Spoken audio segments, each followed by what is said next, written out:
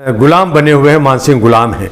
संविधान के अंदर जो अमेंडमेंट होता है वो जो है दोनों सदनों से होता है, अपर सदन और लोअर सदन होता है, फिर राष्ट्रपति का शासन होता है। बच्चे हैं चुनाव में, उसको लेके आपकी राय क्या है?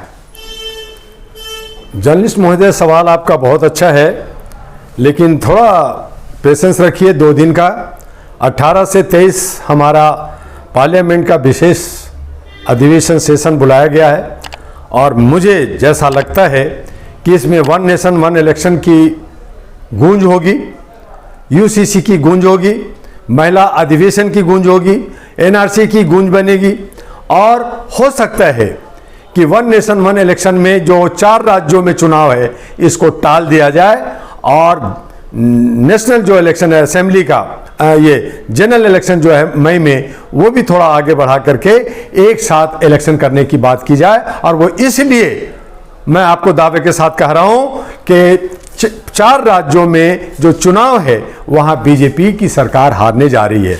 तो हार से बचने के लिए ये जो वर्तमान सरकार है वो ये गेम आपके 18 से 23 सितंबर के अधिवेशन में खेलने जा रही है, जैसा मेरा अनुभव है। लेकिन अगर चुनाव होता है 5-4 राज्यों में तो बीजेपी हार रही है। डॉक्टर साहब बहुत जानकार, पार्लियामेंट को जो नज़दीकी से जानते हैं, कई जगह ऐसा भी हुआ है जो कहते हैं कि ये जो है विशेष सत्र इसलिए बुलाया गया है, इंडिया को बदलने के लिए, इंडिया को भारत बनाने के लिए बुलाया गया है। लोगों को ज्ञान या तो बहुत ज़्यादा है या कुछ भी नहीं है। हम गधे हैं, महामूर्ख हैं और यही वजह है कि मूल निवासी हम जो है आज़ाद नहीं हैं, हम जो है गुलाम बने हुए हैं, मानसिक गुलाम हैं। संविधान के अंदर जो अमेंडमेंट होता है वो जो है दोनों सदनों से होता है, अपर सदन और लोअर सदन होता है, फिर राष्ट्रपति का शासन होता है, उस पर बहस चलती है। हमारा संविधान इंडिया वर्सेस भारत है। इंडिया को कहा जा रहा है कि इंडिया को हमें हटाना है क्योंकि अंग्रेजों का वो द्योतक है, भारत आए। और ये मैं मांग पिछले 8 सालों से मांग रहा हूं कि भारत को भारतवर्ष कहा जाए और यूसीसी जो लाया जा रहा है, आदरणीय मोदी जी से मेरी मांग है कि ये संविधान में लाएं और कहें कि यूनिवर्स कास्ट कोड बना दे, यानी कि हर कोई भारतीय होगा, धर्म चाहे कोई भी हो, पूजा करें, नमाज पढ़ें, मुझे कोई हर्ज नहीं है, लेकिन जात एक होगा और वो भारतीय होगा। इसमें कोई क्या हर्ज है? भारत बना दे, मुझे कोई एतराज नहीं है। भारतवर्ष कहने में जय हिंद, जब हिंद हम कहते हैं तो आप जय हिंद को खत्म करोगे क्योंकि वो हिंदुस्तान से जुड़ा हुआ है, तो हम भारतवर्ष कहेंगे, भारतवर्ष कहेंगे। तो इसलिए ये बहुत बड़ी मुद्दा नहीं है। मुद्दा हमारा ये है कि क्या 2024 का चुनाव होगा या नहीं होगा, क्या हमारा लोकतंत्र बचेगा या नहीं बचेगा। हमारा मुद्दा है कि लोग जो कह रहे हैं कि संविधान बदल जाएगा, संविधान नहीं बदलता। संविधान के अंदर जो अमेंडमेंट कर करके इन्होंने जो है दीमक बन करके जो संविधान को खा गए हैं, वो करीब करीब संविधान को खत्म कर दिया गया।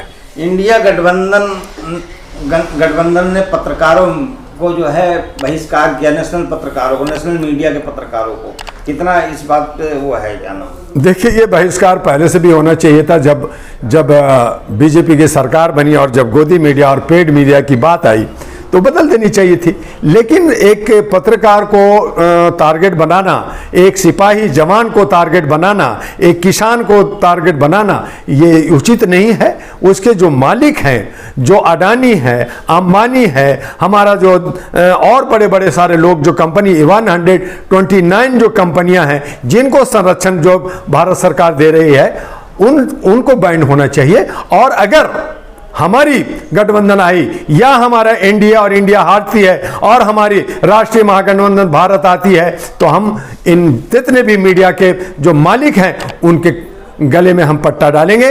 इन्हें जो है आप कुत्ता बना रहे हैं, कोई बात नहीं है, लेकिन जो मालिक है उनको गले में पट्टा कौन बांधेगा। और उसके लिए डॉक्टर दुआ जो है अगर सत्ता में आती है या हमारे लोगों की सत्ता आती है तो हम मालिकों को रोड पे ला करके नंगा करेंगे। एक जो है तमिलनाडु के वो मुख्यमंत्री के बेटे हैं उदयनिधि, उन्होंने क्या नाम सनातन धर्म को ख़त्म करने की बात करी, सनातन धर्म को डेंगू मलेरिया के उसमें पेश किया, तो उस पर क्या? देखिए, वो लोग जस्टिस और जो है ओबीसी SC ST का उनकी राजनीतिक है साउथ का, और सनातन धर्म, सनातन भी धर्म नहीं है, एक वर्ण है जो व्यवस्था बनाया ब्राह्मणवाद ने। तो उसी को जहाँ पे ब्राह्मणवाद कहती है कि पूजा पाठ होनी चाहिए, हिंदू राष्ट्र होनी चाहिए, धर्म जो है हमारा सनातन हो या वैदिक हो, इन तमाम की बहस चल रहे हैं। और इसमें जो है जो लोग जिनकी धंधा चल रहा है वो लोग जो है धंधेबाज, इसको बात को कोई ख़त्म करना चाहता है, कोई नहीं करना चाहता है। लेकिन एक मानवाधिकार के हैसियत से मैं सिर्फ इतना कहूँगा कि इस पृथ्वी पे दो ही जात है, एक है नर और एक है नारी, और धर्म जो है वो है मानवता, इंसानियत, ह्यूमैनिटी, और बाकी सब धंधे हैं। और ये सब धंधेबाज जो है अपने अपनी धंधा बचाने के लिए, आगे बढ़ाने के लिए, एक दूसरे को नीचे दिखाने के लिए और गिराने के लिए बात करते रहते हैं। सनातन धर्म नहीं है, एक वर्ण है। और बाकी ये जो धर्म की नाम लेकर करके और पूजा पाठ करने के लेकर के हमें जो है गुमराह कर करके, हमारे जो बहुसंख्यक और जो ओबीसी और एससी एसटी हैं जिनके अधिकारों को छीन कर करके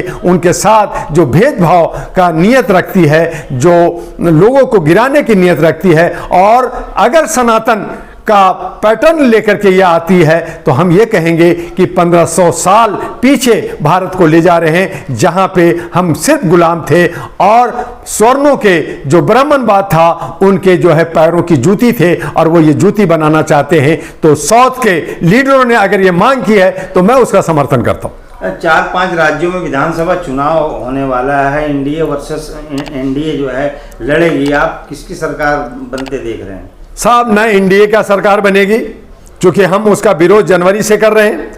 एनडीए जो है वो मोदी जी का है, 38 पार्टियां हैं, लेकिन सबके सब पाखंडी हैं, सबके सब धर्म, कर्म, मंदिर, मस्जिद के नाम पे लड़ रहे हैं। किसी के पास मुद्दा नहीं है रोजगार का, शिक्षा का, स्वास्थ्य का नहीं है, पानी का नहीं, किसान का नहीं, नौजवानों का नहीं है। सभी लोग त्रस्त हैं, लोगों के पॉकेट में पैसा नहीं है, लोग कपड़ा तो पहन रखा है लेकिन वो अपनी इज्जत बचाने के लिए वो इधर से दर बदर ठोकरे खा रहे हैं। लेकिन उनके पास कोई मुद्दा ऐसा नहीं है जो विकास की बात करे, हमारे नौजवानों की बात करे। दूसरी तरफ इंडिया भी जो है अलग राज्यों में राज करने वाले लोग हैं जिन्होंने भ्रष्टाचार किया है, दुनिया भर के जो है सरकार में रह करके जनता को सदियों से लूटा है। तो ये भी जो पाखंडी लोग हैं, तो ये एक जो है अगर शेर कहता है तो दूसरा लोमड़ी है। इन दोनों से हमें बचना होगा, पाखंडियों से, और उसका जो है सही विकल्प, जो सकारात्मक विकल्प हमें लेकर के आगे आना होगा। नौजवानों को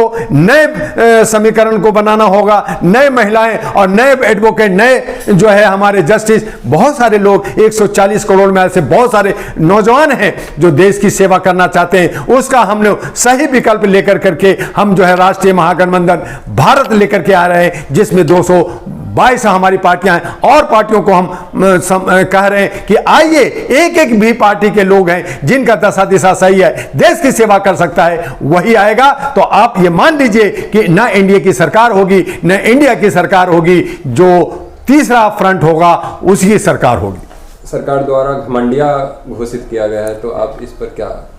देखिए, इंडिया इसलिए कि इसमें जो 26 पार्टियां हैं वो सब जो है आपसी उनका अपना सोच है।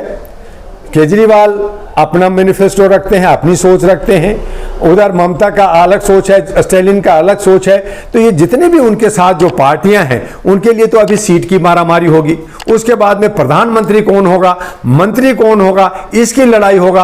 और ये सब राज कर चुके हैं, ऐसा नहीं है कि ये लोग राज नहीं किया, इन सब ने राज किया है और सब पे भ्रष्टाचार का केसेज है। और इसीलिए एनडीए कह रही है कि हम इन सब को जेल भेज देंगे, इनके पीछे ईडी लगा रखा है, इनके पीछे इनकम टैक्स लगा रखा है, दुनिया भर के केसेस चल रहे हैं। और इंडिया वाला कह रहे हैं कि एनडीए जो है 137 जो साधु महात्मा हैं, जो बीजेपी के लीडर हैं, वो सब जो है भ्रष्टाचारी हैं, वो सब लोग जो है बलात्कारी हैं। तो ये दोनों एक दूसरे को दोषारोपण दे कर करके और कुर्सी का जो है गेम खेल कर करके एक ही थाली के चट्टे बट्टे बन करके जनता को बेवकूफ बना रही है। जनता अब समझ गई है, जागरूक हो गई है, हमारा किसान, हमारा नौजवान, हमारी महिलाएं सब जागरूक हो गए। अब हमें मुद्दे पे, विकास पे बात होगी, होगी कि जो हमें रोजगार देगा, जो हमें शिक्षा समानता के साथ देगा, जो हमारा स्वास्थ्य ठीक करेगा, जो हमारे देश का विकास करेगा, उनके साथ हम चाहेंगे। और हम लोग इसके लिए जो है एक अलग से जो अलायंस बना के हमने कहा कि राष्ट्रीय महागठबंधन जो भारत का नाम हमने दिया है, उसको हम लेकर के हम लोग कई पार्टियां लगातार मीटिंग चल रही है और उनमें से तमाम अच्छे लोगों को लेकर करके हम अगर हमारे 40-50 भी आ जाएंगे और ये अगर 200 से नीचे आएंगे तो फिर हमारी सरकार बनेगी, ये तय है।